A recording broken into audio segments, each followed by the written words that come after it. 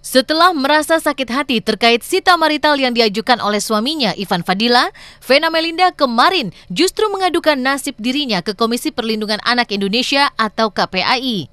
Benarkah kunjungan Vena ke KPAI ini demi mencari dukungan atas usahanya memperoleh hak asuh 2 anaknya? Ditemui tadi malam, Ivan tidak mempermasalahkan Vena mengadu ke KPAI karena untuk masalah anak-anak sepenuhnya Ivan menyerahkan keputusan kepada anak-anak itu sendiri.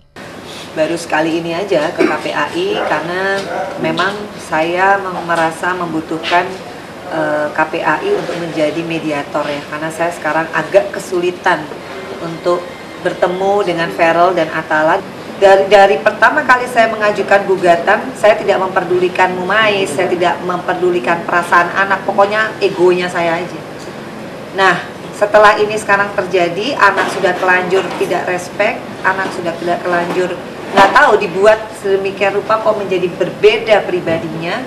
Saya sudah mulai merasa saya butuh bantuan KPAI, karena saya rasa KPAI yang paling tepat. Mungkin saya akan ke Komnas Anak juga, saya mungkin akan ke mana, komisi-komisi yang menurut saya memang melindungi hak-hak anak.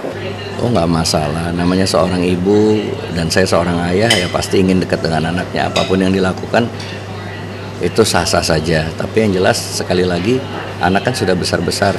Yang jelas saya tidak ingin mereka merasakan hal-hal yang tidak nyaman. Nah, keputusan kan ada di anak. Niat Vena untuk melibatkan KPAI dalam persoalan rumah tangganya ditengarai karena Vena merasa dipersulit untuk bertemu buah hatinya. Tak sampai di situ, Vena juga merasa jika anak-anaknya saat ini memiliki perubahan sikap. Salah satunya adalah mereka secara mendadak tak ingin ditemui oleh ibundanya. Keinginan untuk sekedar melepas rindu pada 2 jagoannya ini pun telah ia sampaikan pada Ivan Fadila. Lantas, bagaimanakah Ivan menanggapi hal ini? Karena katanya kalau tidak salah beritanya karena Feral Atala tidak mau bertemu. Terus terang saya sebagai ibu kaget kenapa nggak mau bertemu. Kemarin hari Senin saya masih datang ke apartemennya Atala untuk kasih sop buntut kesukaan dia.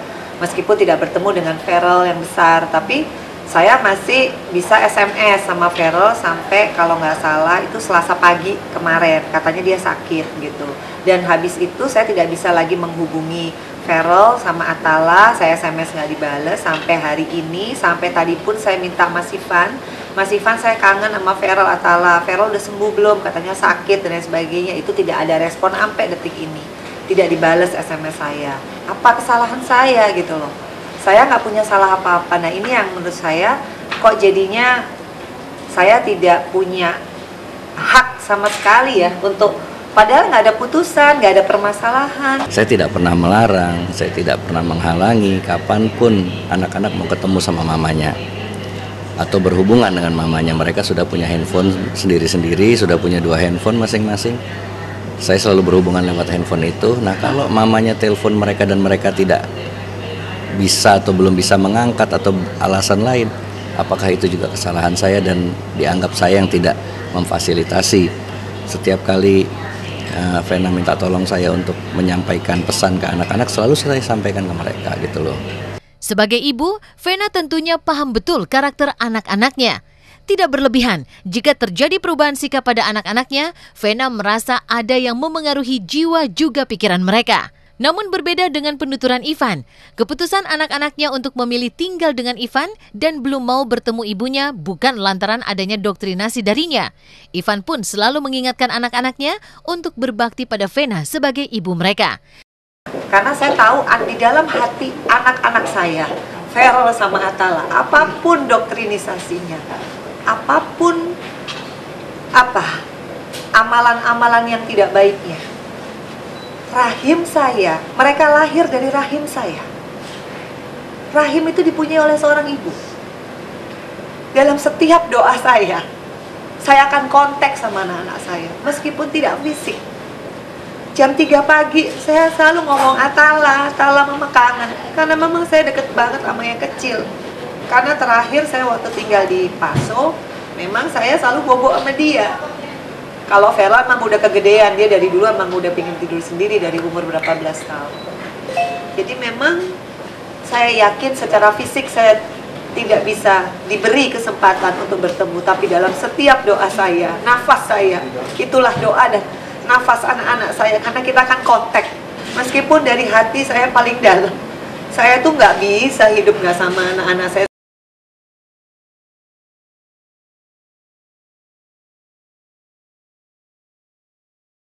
Saya tahu bahwa anak-anak sayang sama mamanya, sayang sama papanya, begitu juga sebaliknya, Mbak. Tapi yang jelas ada hal-hal mungkin yang menjadi pertimbangan mereka sendiri, kenapa mereka lebih nyaman sama saya gitu, Mbak. Kalau tiba-tiba Mbak Vena datang dan mereka nggak mau, masa saya harus memaksa mereka gitu loh. Agak mengejutkan memang jika tiba-tiba belakangan Vena ngotot untuk meminta hak asuh dua anaknya. Pasalnya, sejak ia menggugat cerai suaminya, hak asuh anak-anak bukanlah sebuah hal yang patut diributkan. Mengingat 17 tahun membina rumah tangga, tentunya Vena dan Ivan ingin memberi kebebasan memilih untuk anak-anaknya. Lantas, apakah ini berkaitan dengan soal rencana Vena yang kabarnya didaulat oleh Komnas Anak menjadi ikon perang melawan kejahatan seksual pada anak yang akan digelar pada 21 April mendatang? Soal bagaimana mengajak beliau untuk ikut aksi bersama untuk bersama-sama dengan Gubernur DKI tanggal 21 itu menjadi ikon perang melawan kejahatan seksual pada anak menggunakan Car Free Day dengan Hari Kartini. Kebetulan Ibu Vena ini adalah senior dari putri-putri Indonesia. Itu yang kita harapkan supaya ini menjadi isu bersama. Kalau ke Komnas PA waktu itu bukan karena kasus keluarga ya, Mas. Karena memang saya ingin berpartisipasi acara 21 April gitu loh. Itu nggak ada hubungannya sebetulnya. Cuma waktu itu karena saya dipanggil sama kan ada panja ya, rapat panja, saya harus balik. Tapi intinya saya aktif di acaranya aja. Jadi tidak ada hubungannya. Hingga kini proses perceraian Vena dan Ivan masih menunggu ketuk palu hakim. Namun konflik yang muncul justru mengalir bak bola salju. Vena pun mengaku kalau keberaniannya menggugat sang suami lantaran terdorong oleh ucapan Ivan yang telah menalaknya sebanyak 7 kali dalam kurun waktu 1 hari pada tanggal 4 Januari.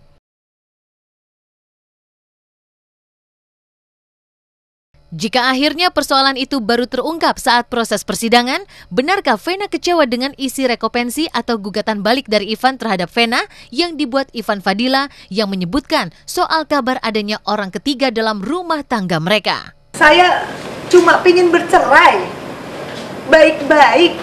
Sudah nggak sejalan. Ya? Udah nggak sejalan, makanya dari awal saya juga di gugatan saya mana ada sih yang menyerang, nggak ada normatif, Mbak. Boleh dilihat nanti di putusan kan dibacain tuh semua. Bedanya antara gugatannya sama rekonvensinya, iya. Sama waduh rekonvensinya serem, Mbak. Tuduhannya waduh. Nah, saya mengungkapkan talak cerai, tapi kan juga tidak pernah ada yang menanyakan kenapa kok sampai Ivan bisa mengucapkan talak cerai. Itu pasti ada sebabnya, tentunya pasti ada kronologisnya. Dan anak-anak dua-duanya tahu gitu loh cerita itu. Dan asal tahu waktu saya talak dia cerai, apa jawaban dari dia? Ada saksi anak di situ di depan kita. Alhamdulillah katanya. Kebetulan karena anak-anak yang kecil kan sudah waktu itu di rumah neneknya, yang besar yang ada di situ karena nemenin dia. Ya, dia pasti shock, dia diam gitu loh mendengar peristiwa itu. Yang jelas mereka merasakan, mendengar, melihat kronologis perjalanan peristiwa kita gitu loh. Banyak. Kalau untuk itu dia masukin 3 poin. Cuma saya nggak ngerti ya siapa yang dimaksud di sana, orang yang nggak jelas. Ya sekarang saya mempersilahkan nih yang mengajukan gugatan rekonvensi, tolong beberkan siapa orangnya, ya kan? Ajukan sesuai dengan aturan hukum. Jangan hanya cuman ngomong sana sini. Kemarin nuduhnya beda, hari ini beda lagi, besok apa lagi gitu yang mau dibikin.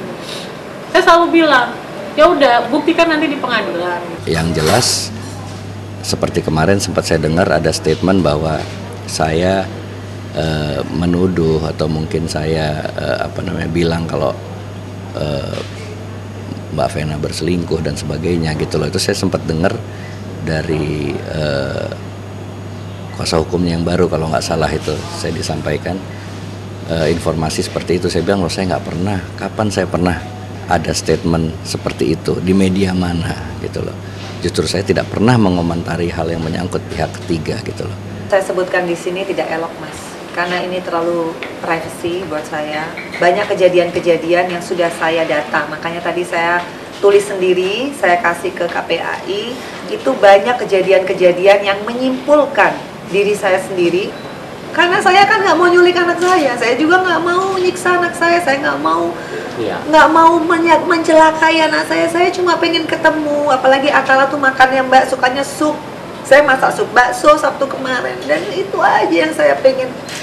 Jangan dong dihalangi dong, kan hanya gara-gara saya berani bicara gitu.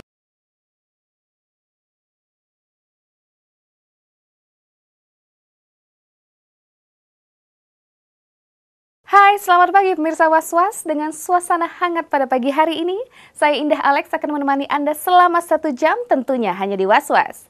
Tak hanya konflik perceraian antara Vena Melinda dan Ivan Fadila, perceraian pasangan senior Lydia Kandou dan Jamal Mirdad hingga kini masih menyimpan sejuta teka-teki. Tak jelas siapa yang salah dan siapa yang mengalah, yang pasti kini ramai beredar kabar jika Jamal disebut-sebut memiliki wanita idaman lain dalam hidupnya. Dan ironisnya wanita tersebut adalah adik dari Vena Melinda yang juga sahabat dari putri Jamal, Nana Mirdad. Entah seperti apa kebenaran kabar tersebut, yang pasti hari ini sidang perdana Jamal Mirdad dan Lydia Kandou akan digelar untuk pertama kalinya. Lalu seperti apa kesiapan pasangan ini menghadapi kenyataan pahit lantaran rumah tangga mereka yang sudah mereka bina selama 27 tahun harus kandas di meja pengadilan. Nah pemirsa Was-Was, jangan kemana-mana karena berita yang kami sajikan bukan sekedar berita, sebab Anda patut was-was sebelum menyaksikan Was-Was.